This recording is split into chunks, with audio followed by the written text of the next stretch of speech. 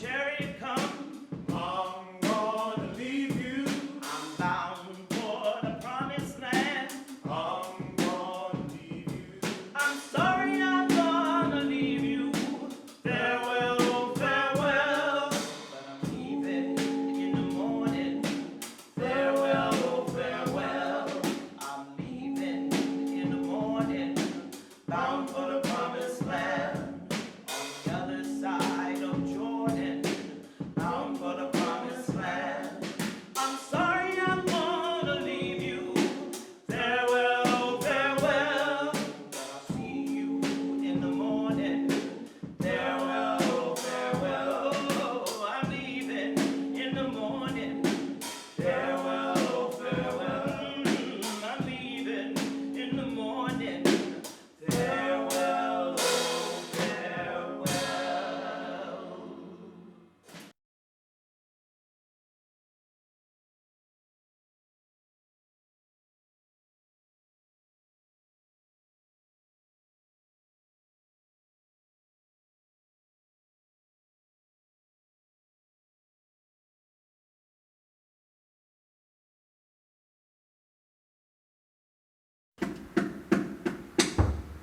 Thank you for joining us today here in the Niagara Falls Underground Railroad Heritage Center, where today we are celebrating Juneteenth, our nation's celebration of the Emancipation Proclamation signed by President Abraham Lincoln on January 1st, 1863, 3 years into the Civil War. The proclamation declared that all those held as slaves within the rebellious states are, and henceforward shall be free. The Confederate States were rebelling against unfair tariffs administered by the U.S. government under the U.S. protective tariffs and levied upon them because of their robust agricultural industry, which provided nearly 90% of the government's revenue. And they were fighting the government and some non-slave owning territories who were planning to prohibit territories that weren't even part of the Union yet from ever owning slaves. Lincoln's enactment of the Emancipation Proclamation was the ultimate salvo that moved the war in favor of the Union. Now, you may be wondering, if the Emancipation Proclamation was signed on January 1st, 1863, then how did Juneteenth, as the Emancipation celebration, happen? The truth is, slave-holding states and plantation owners there held back news of the emancipation to protect their own interests and to hold on to the slaves as long as they could, all in violation of the law. They were successful because there weren't that many Union soldiers that far south to enforce emancipation and the liberation of the slaves. So, it was in June of 1865 that federal troops finally made it to Galveston, Texas, the most remote state in the Republic, to take control of the state, to ensure and enforce the emancipation. You might say that it was in Texas that the very first Juneteenth celebration happened. June 19th, 1865. That was the day that federal troops proclaimed their emancipation. And so it began that each year a celebration or jubilee or community gathering happened as close to June 19th as possible, usually the third week in June. And it's been that way since 1866. The notion that Americans of African descent are less than or not equal to or not as valuable as white Americans looms large over an entire race of people living in the United States today. The battle for African Americans to achieve their constitutional right that states that all men are created equal, that all people are entitled to life, liberty, and the pursuit of happiness, is still elusive, as we witness daily on the news, on social media platforms, and in the workplace. This constitutional right is the primary premise of our civil rights movement in America. And so today, we bring you the words of one of the most prolific civil rights leaders of our times, Dr. Martin Luther King Jr., as he was arrested for the 13th time for leading a nonviolent protest against segregation, and where he sat for 11 days in a Birmingham city jail. Dr. King's letter from a Birmingham city jail is one of the most stirring and critical assessments of the injustices against African Americans during the entire movement in the 60s, and remains today, as you'll see. And what better place than to tell this story, as relevant now as it was in 1963, than right here in the Niagara Falls Underground Railroad Center, where former slaves and abolitionists gave freedom seekers rest, aid, and safe passage from Niagara Falls into Canada, where hopefully they could live the rest of their lives in liberty and security.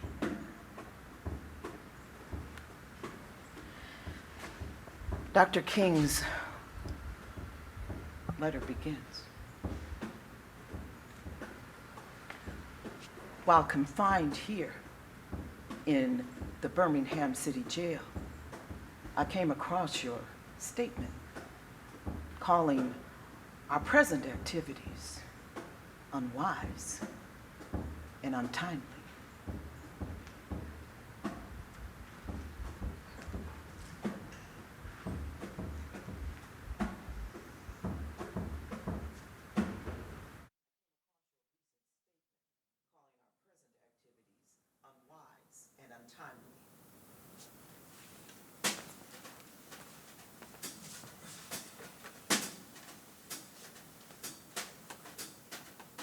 Seldom, if ever, do I pause to answer criticisms of my work or ideas.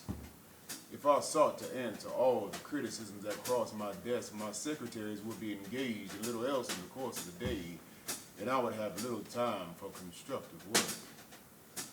But since I feel that you are men of genuine goodwill and your intentions are sincerely set forth, I would like to answer your statement of what I hope will be patient and reasonable terms.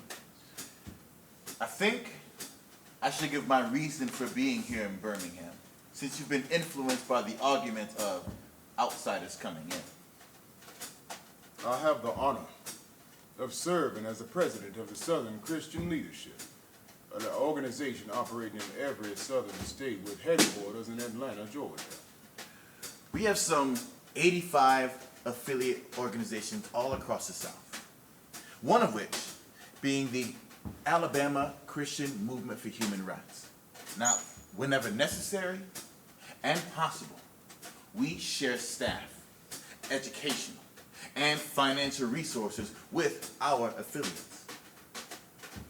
Several months ago, our local affiliate here in Birmingham invited us to be on call to engage in a nonviolent direct action program if such were deemed necessary. We readily consented.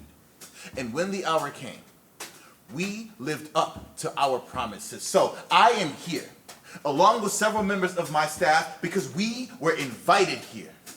I am here because I have basic organizational ties here. Beyond this, I'm in Birmingham because injustice is here. Just as the 8th century prophets left their little villages and carried their "thus saith the Lord" far beyond the boundaries of their hometown. And just as the Apostle Paul left his little village of Tarsus and carried the gospel of Jesus Christ to practically every hamlet and city in the Greco-Roman world. I too am compelled to carry the gospel of freedom beyond my particular hometown. Like Paul, I must constantly respond to the Macedonian call for aid. Moreover, I am cognizant of the interrelatedness of all communities and states. I cannot idly sit by in Atlanta and not be concerned with what happens here in Birmingham.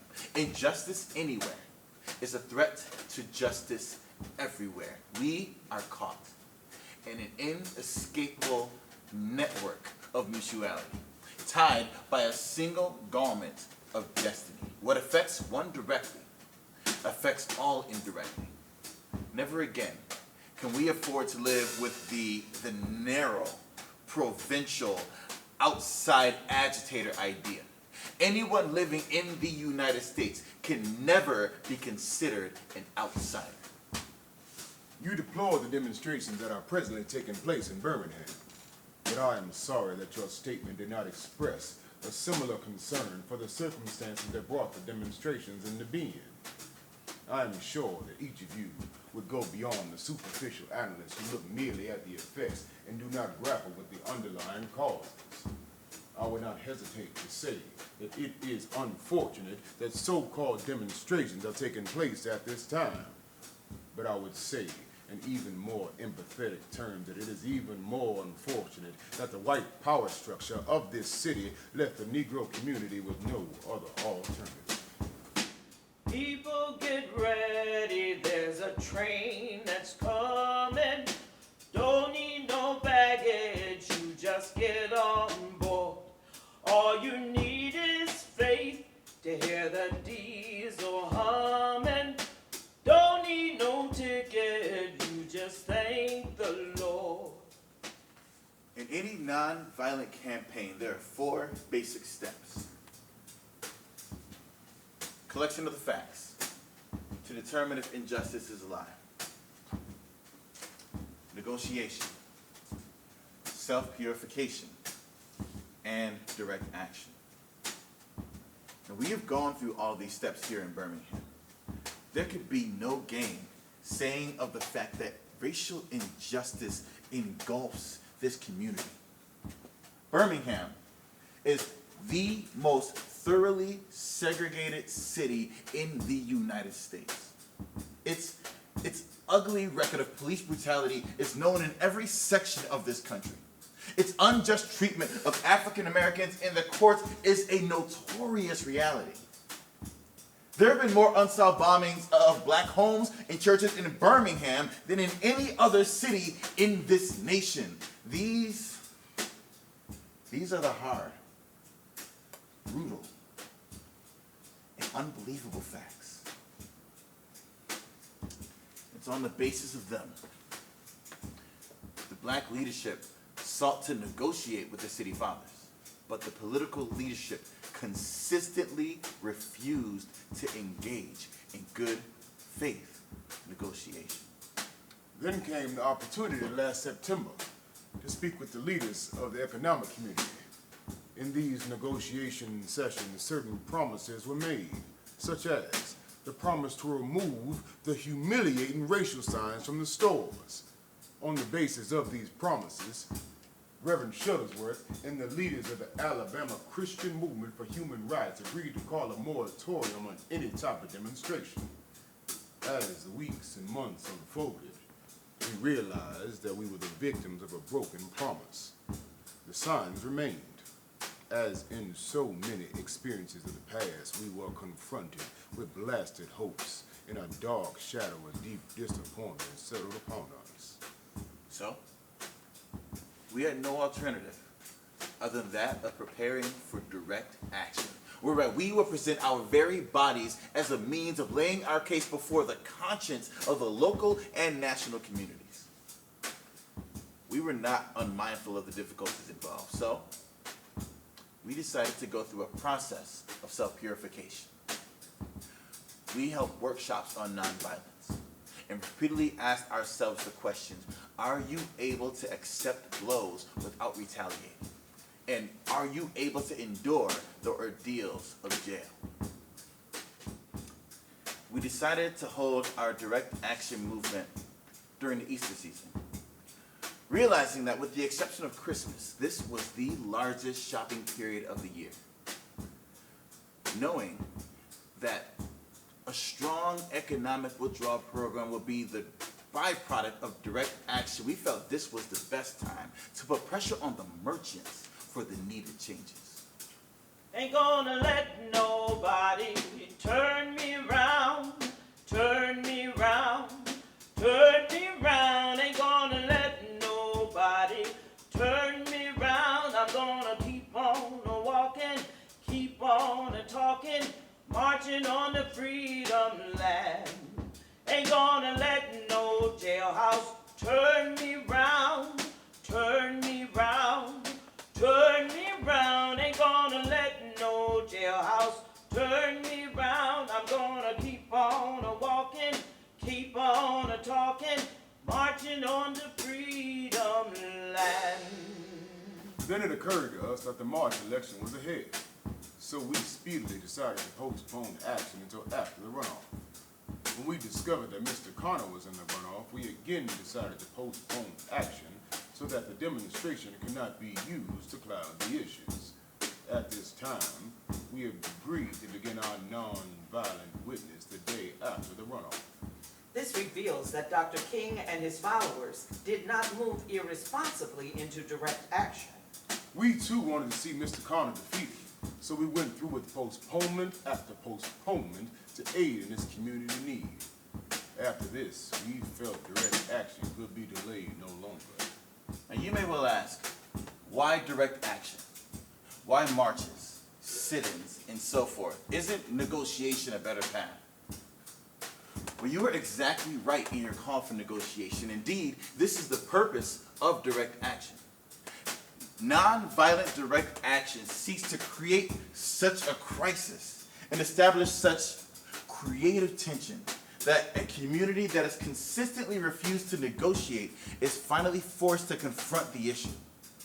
It seeks so to dramatize the issue so that it can no longer be ignored.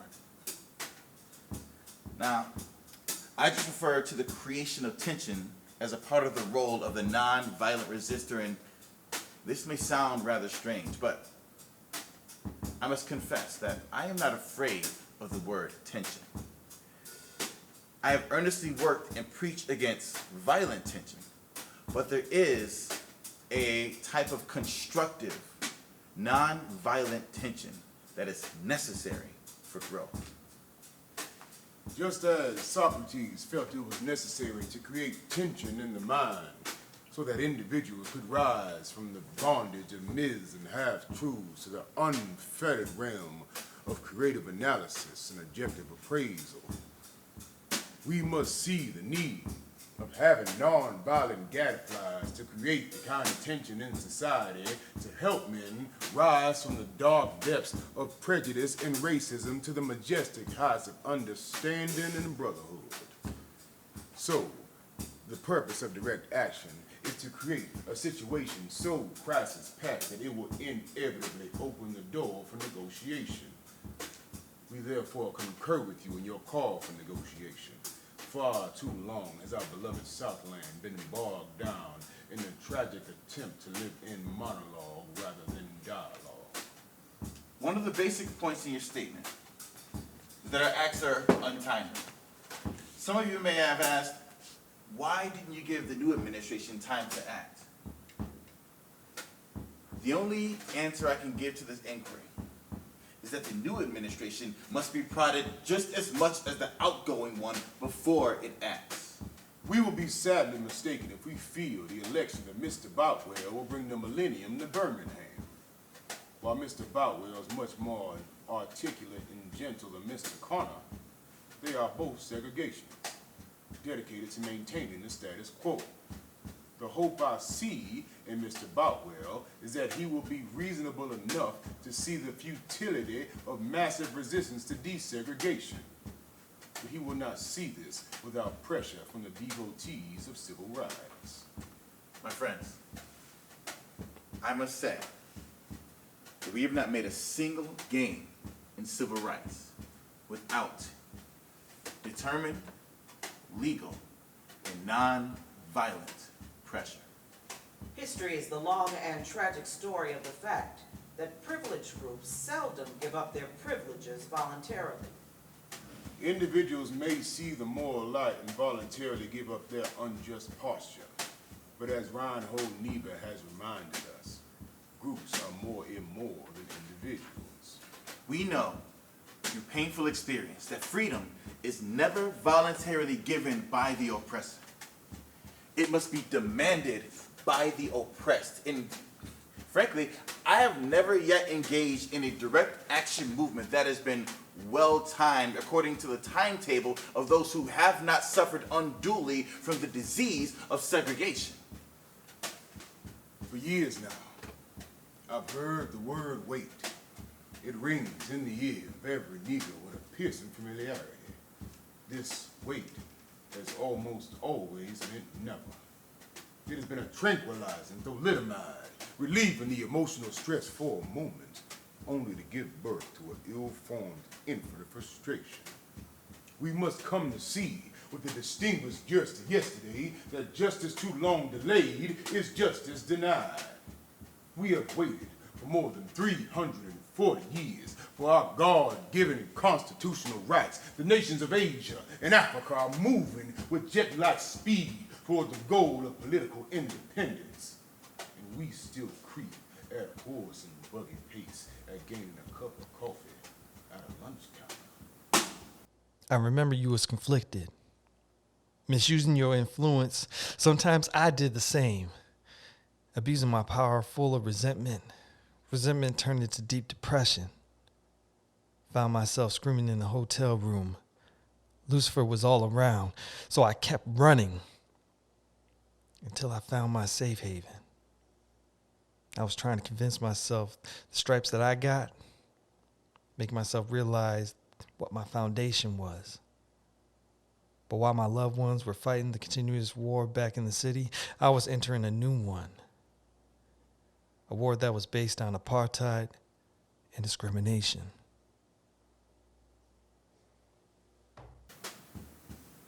I guess it's easy for those who have never felt the stinging darts of segregation to say, wait.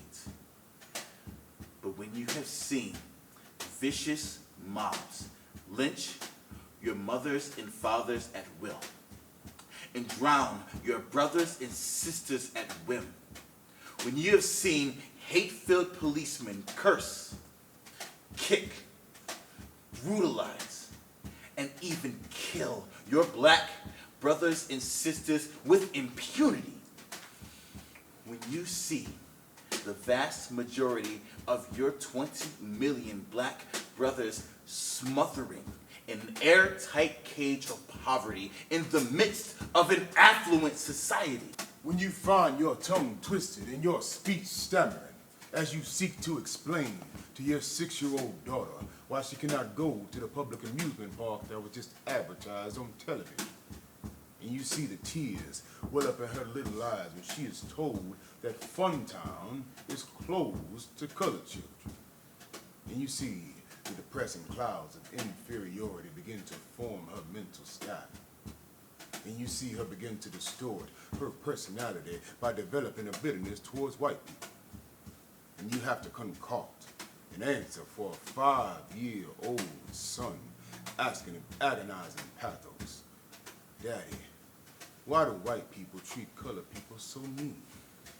when you take a cross-country drive and find it necessary to sleep night after night in the uncomfortable corners of your automobile because no motel will accept you, when you are humiliated day in and day out by nagging signs reading white and colored, When your first name becomes nigger, and your middle name becomes boy, however old you are, and your last name becomes John, and your wife and your mother are never given the respected title of Mrs. when you are harried by day and haunted by night by the fact that you are a black man living constantly at tiptoe stance, never knowing what to expect next, when you are plagued by inner fears and outer resentments, when you are forever fighting a degenerating sense of nobodiness, then you will understand why we find it difficult to wait. There comes a time when the cup of endurance runs over, and men are no longer willing to be plunged into an abyss of corroding despair. I hope, sirs, you can understand our legitimate and unavoidable impatience.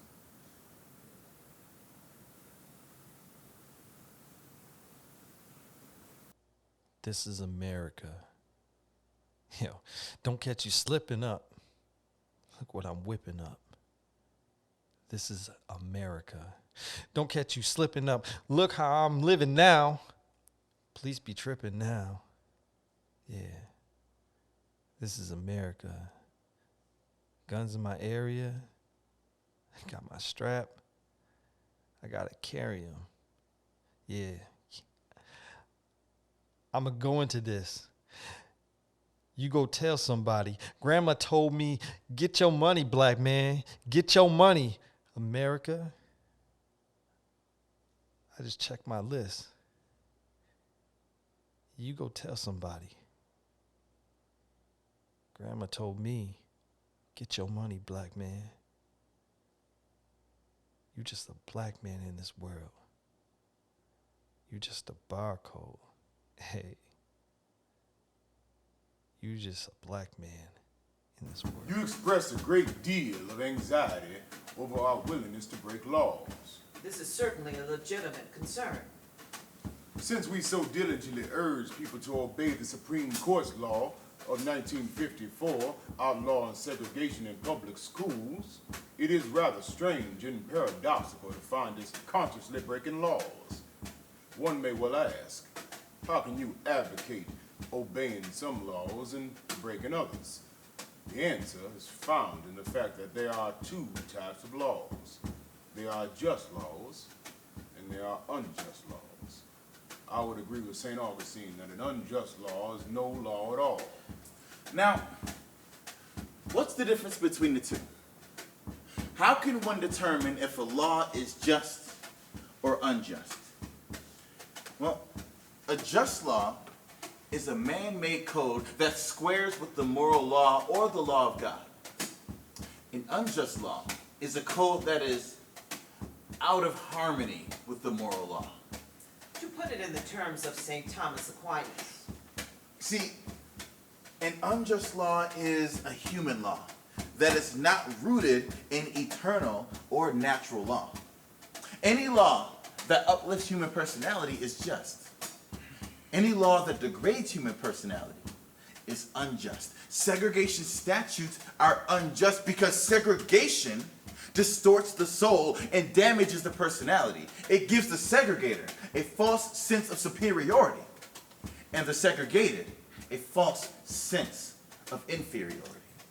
To use the words of Martin Buber, the great Jewish philosopher, segregation substitutes an I-it relationship for the I-thou relationship and ends up relegating persons to a status of things. So, segregation is not only economically, politically, and sociologically unsound, it is morally wrong and sinful. Paul Tillich has said that sin is separation.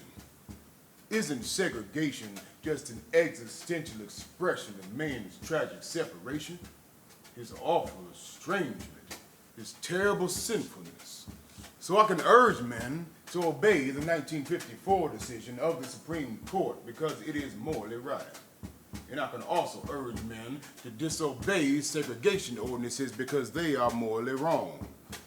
Let us turn to a more concrete example of just and unjust laws. An unjust law is a code that a majority inflicts on a minority that is not binding on itself. This is difference made legal. A just law is a code a majority compels a minority to follow and is willing to follow itself. This is sameness made legal. Let me give another explanation. An unjust law is a code inflicted upon a minority which that minority had no part in enacting or creating because it did not have the unhampered right to vote. Who can say that the legislature of Alabama, which set up the segregation laws, was democratically elected? All across the state of Alabama, all types of conniving methods used to prevent African Americans from becoming registered voters. There are some counties without a single black person registered to vote, despite the fact that African Americans constitute a majority of the population. Can any law set up in such a state be considered democratically structured? These are just a few examples of unjust and just laws. There are some instances where a law is just on its face, but unjust in its application. For instance, I was arrested on Friday on a charge of parading without a permit. Now, there's nothing wrong with an ordinance that requires a permit for a parade. But when that ordinance is used to preserve segregation and to deny its citizens the First Amendment privilege of peaceful assembly and peaceful protest, then it becomes unjust. Of course, there is nothing new about this kind of civil disobedience. It was seen sublimely in the refusal of Shadrach, Meshach, and Abednego to obey the laws of Nebuchadnezzar because a higher moral law was involved. It was practiced superbly by the early Christians who were willing to face hungry lions and the excruciating pain of chopping blocks before submitting to certain unjust laws of the Roman Empire. To a degree, academic freedom is a reality today because Socrates practiced civil disobedience. We could never forget that everything Hitler did in Germany was legal, and everything the Hungarian freedom fighters did in Hungary was illegal. It was illegal to aid and comfort a Jew in Hitler's Germany. But I believe, had I been in Germany at that time, I would have aided and comforted my Jewish brothers, even though it was legal. And if I lived in a communist country today, where certain principles dear to the Christian faith were suppressed, I believe I would openly advocate disobeying these anti-religious laws. Woke up this morning with my mind stayed on freedom. I woke up this morning with my mind stayed on freedom.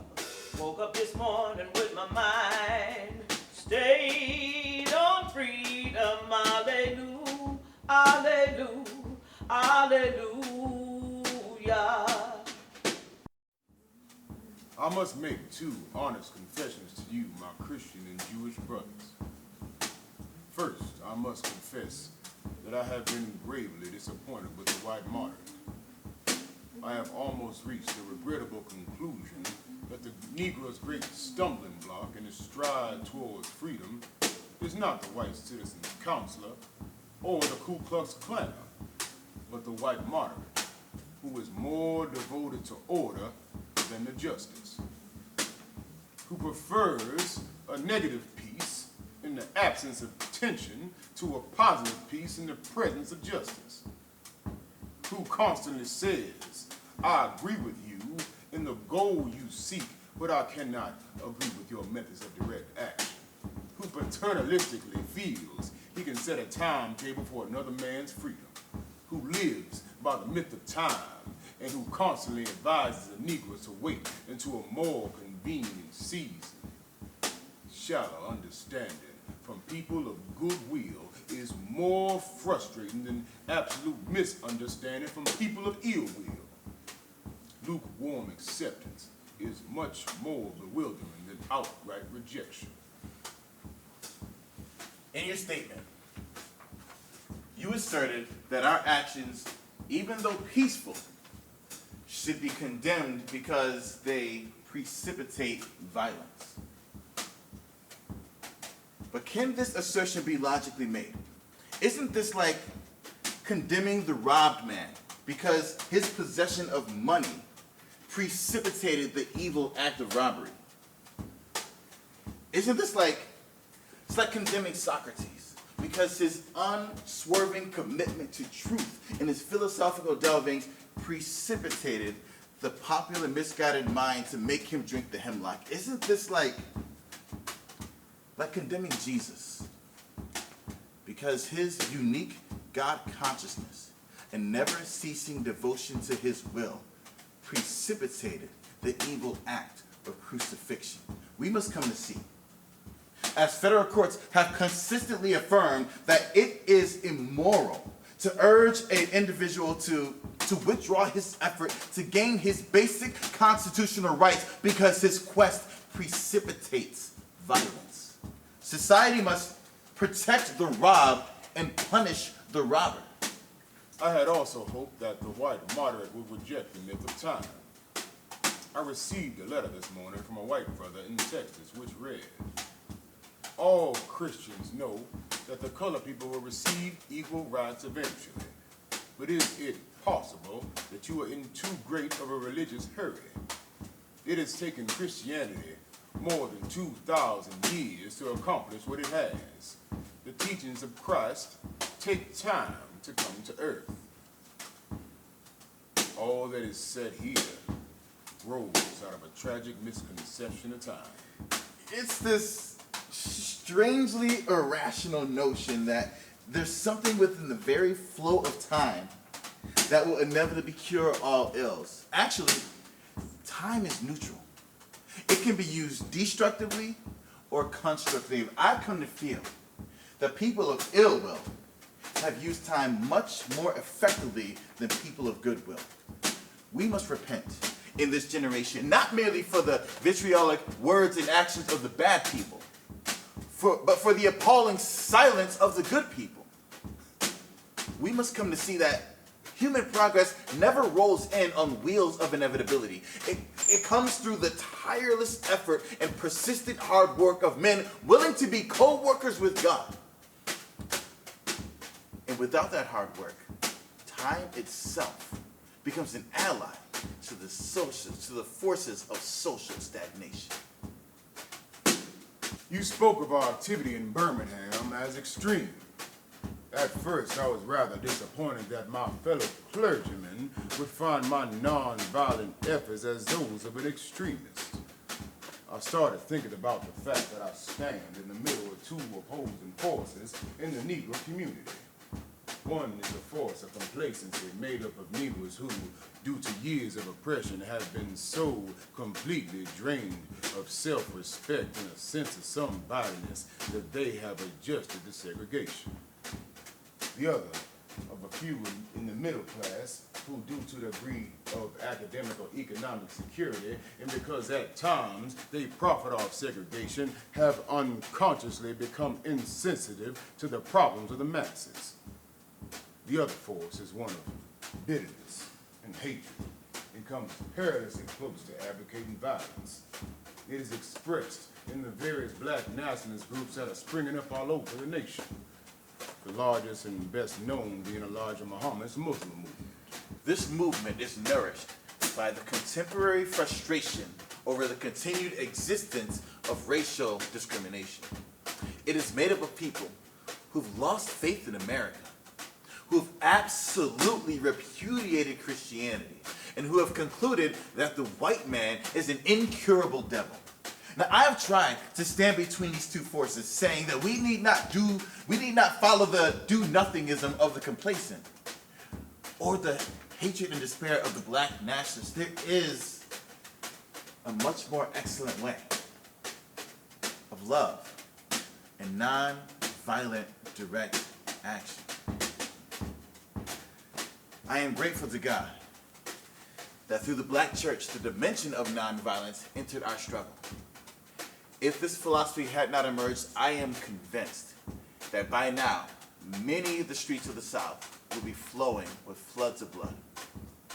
I am further convinced that if our white brothers dismissed as rabble-rousers and outside agitators those of us who work through the channels of nonviolent direct action and refuse to support our nonviolent efforts, millions of African Americans through frustration or despair will find solace and security in black nationalist ideologies, a development that will lead inevitably to a frightening racial nightmare.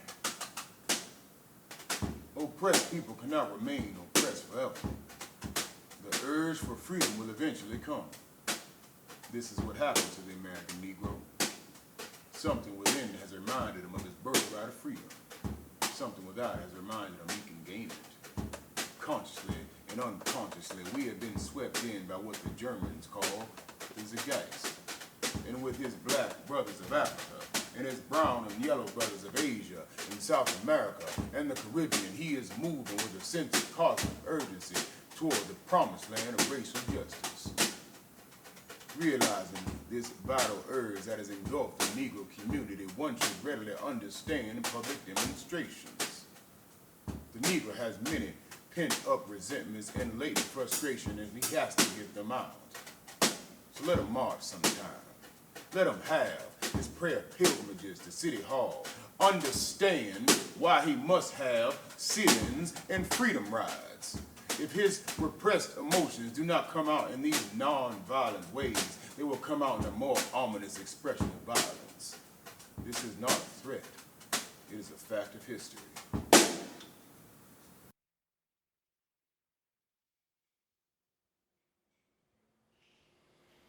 You're broken down and tired of living life like a merry-go-round, and you can't find that fighter, but I see it in you, and we're gonna walk it out. Move mountains, we're gonna walk it out. Move mountains, and I'll rise like the day. I'll rise unafraid. I'll rise up, and I'll do it 1,000 times again. I'll rise up high like the waves. I'll rise up in spite of the ache. I'll rise up, and I'll do it 1,000 times again. For you, for you, for you, for you. When the silence isn't quiet, and it feels like it's getting hard to breathe, and I know you feel like dying, but I promise you will bring the world to its feet. Move mountains, we'll bring the world to its feet. Move mountains, and I'll rise like the day. I'll rise unafraid. I'll rise up, and I'll do it 1,000 times again. I'll rise up high like the waves. I'll rise up. I'll rise unafraid. I'll rise up, and I'll do it 1,000 times again. For you, for you, for you, for you.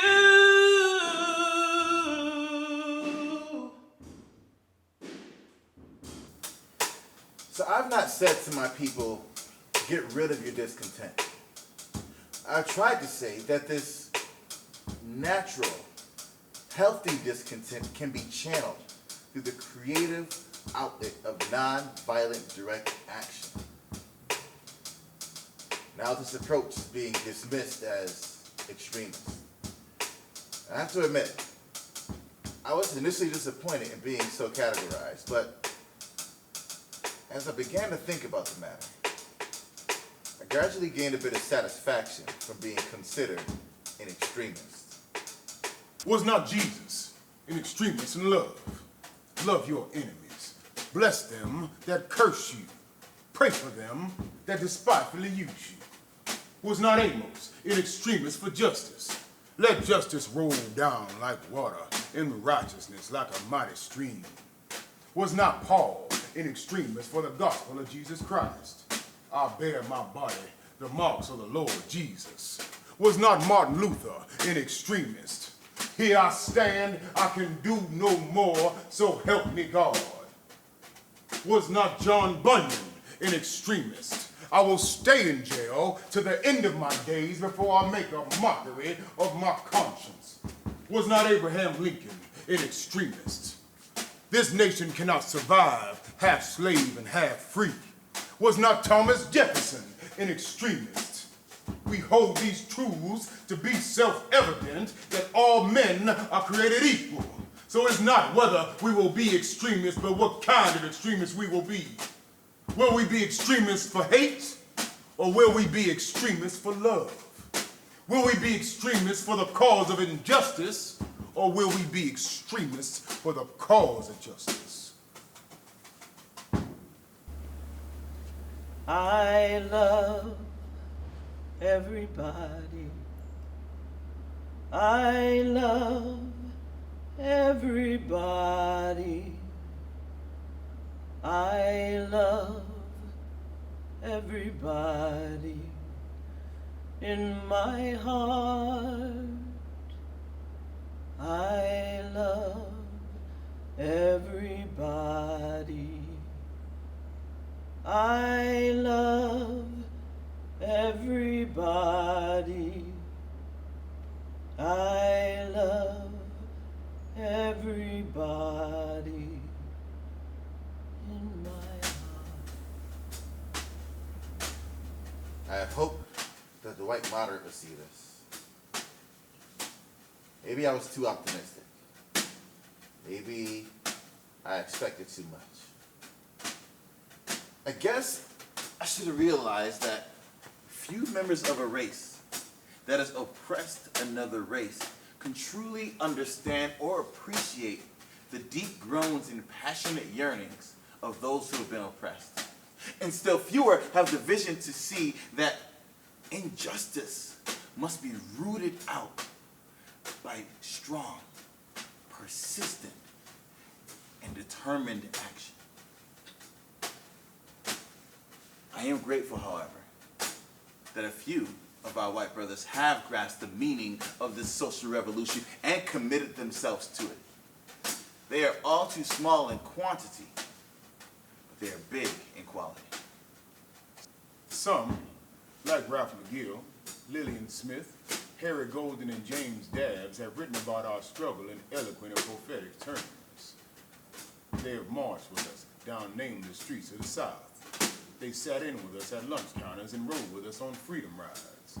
They've languished in filthy, roach-infested jails and faced the brutality of angry policemen who see them as dirty nigger lovers. They, unlike many of their moderate brothers, have recognized the urgency of the moment, the need for powerful action, antidotes to combat the disease of segregation. Let me rush on to mention my other disappointments. I have been gravely disappointed with the white church and its leaders. I am not unmindful of the fact that many of you have taken a significant stand on the issue. I commend you, Reverend Stallings, for your Christian stand this past Sunday in welcoming Negroes to your Baptist church worship service on a non-segregated basis. I commend the Catholic leaders for integrating Spring Hill College several years ago. But despite these notable exceptions, I must honestly reiterate that I have been disappointed with the church. And I do not say that as one of those negative critics who always find something wrong with the church.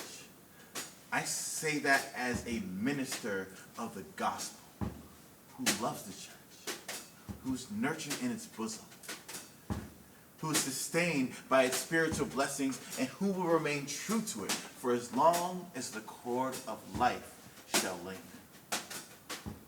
I had the strange feeling when I was catapulted into the leadership of the bus protests in Montgomery that we would have the support of the white church. I felt that the white priests, ministers, and rabbis of the South would be some of our strongest allies. Instead, some few have been outright opponents, refusing to understand the freedom movement and misrepresenting its leaders. All too many others have been more cautious than courageous and have remained silent behind the anesthetizing security of stained glass windows. But in spite of the shattered dreams of the past, I came here to Birmingham with the hope that the white religious leadership of the community would see the justice of our cause and with great moral concern serve as the channel with which our just grievances could reach the power structure. I had hoped that each of you would understand.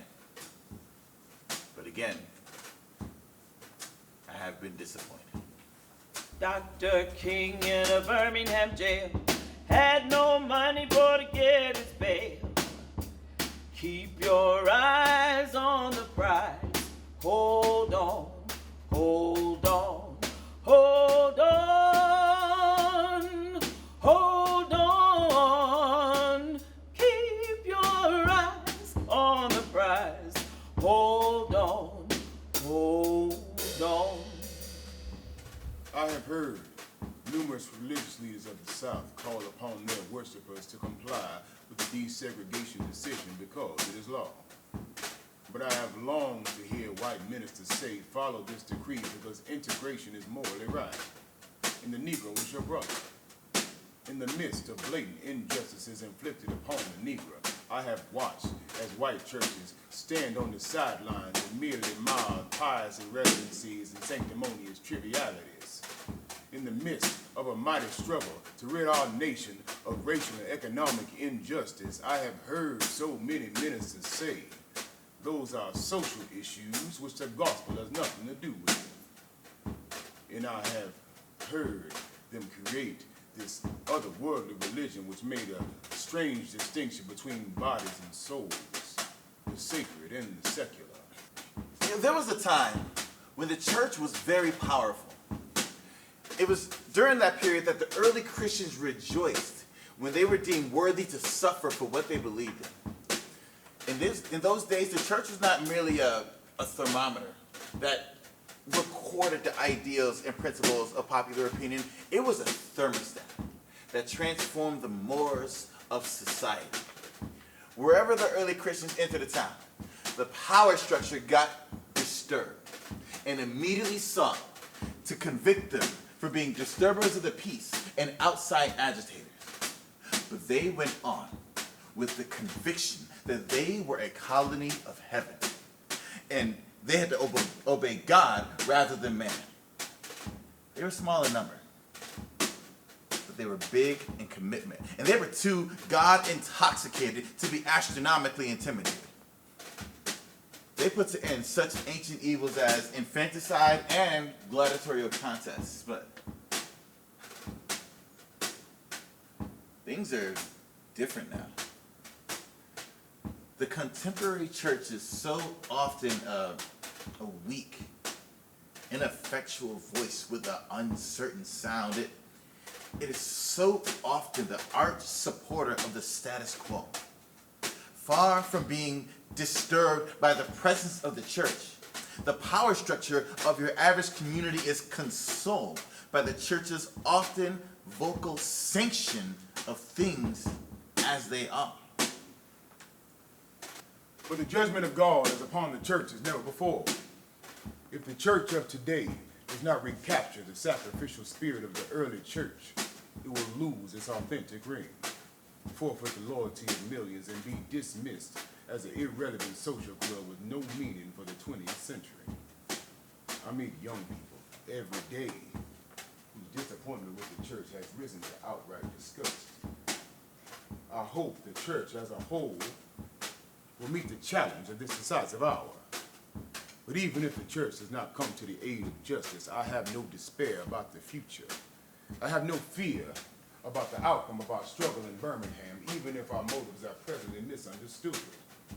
We will win our freedom in Birmingham and all over the nation because the goal of America is freedom. Abused and scorned though we may be, our destiny is tied up with the destiny of America. Before the Pilgrims landed on Plymouth, we were here. Before the pen of Jefferson scratched across the pages of history the majestic word of the Declaration of Independence, we were here. For more than 2 centuries, our foreparents labored here without wages. They made cotton king, and they built the homes of their masters in the midst of shameful humiliation and brutal injustices. And then yet, out of the bottomless vitality, our people continue to thrive and develop. If the inexpressible cruelties of slavery could not stop us, the opposition we face now will surely fail. We will win our freedom because the sacred heritage of our nation and the eternal will of God are embodied in our echoing demands. I must close now. But before closing, I am impelled to mention one other thing in your statement that troubled me profoundly. In your statement, you warmly commended the Birmingham police force for keeping order and preventing violence.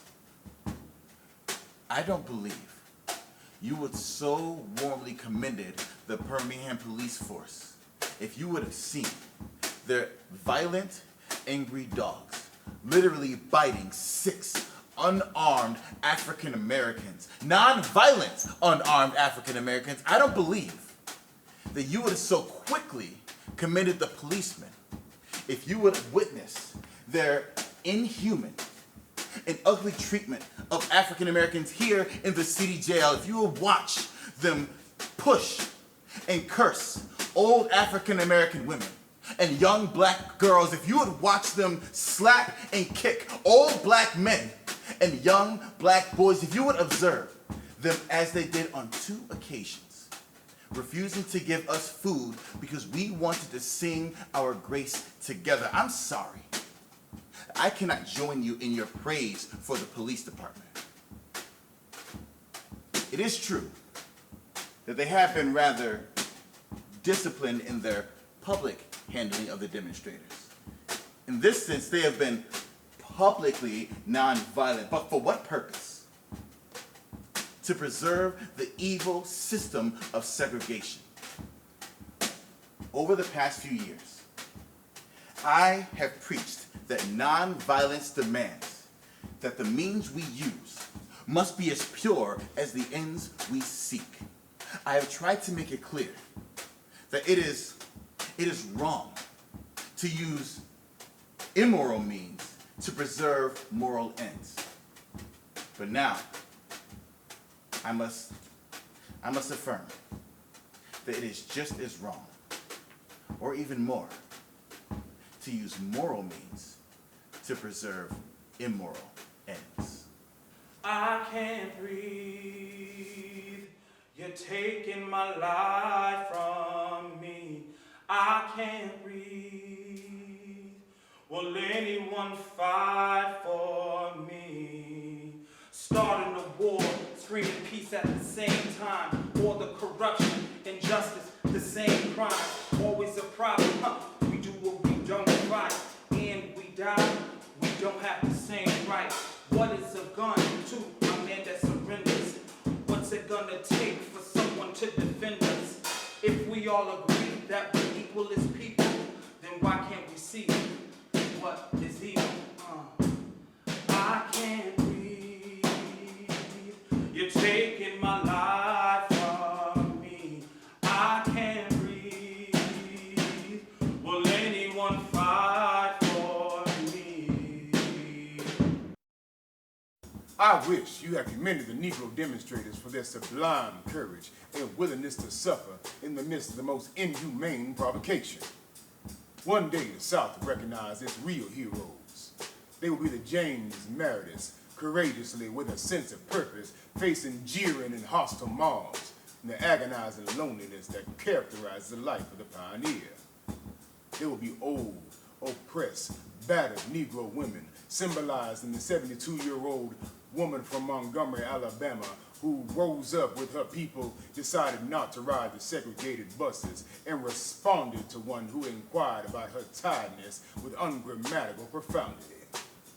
My feet is tired, but my soul is rested. They will be young high school and college students, young ministers of the gospel, and a host of their elders courageously sitting at lunch counters and willingly going to jail for conscience' sake.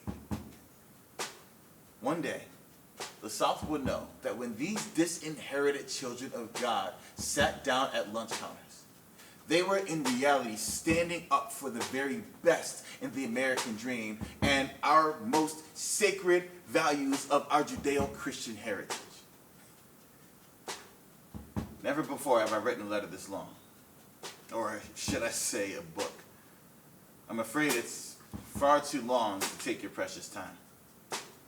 I assure you, it would have been shorter if I had been writing from a comfortable desk.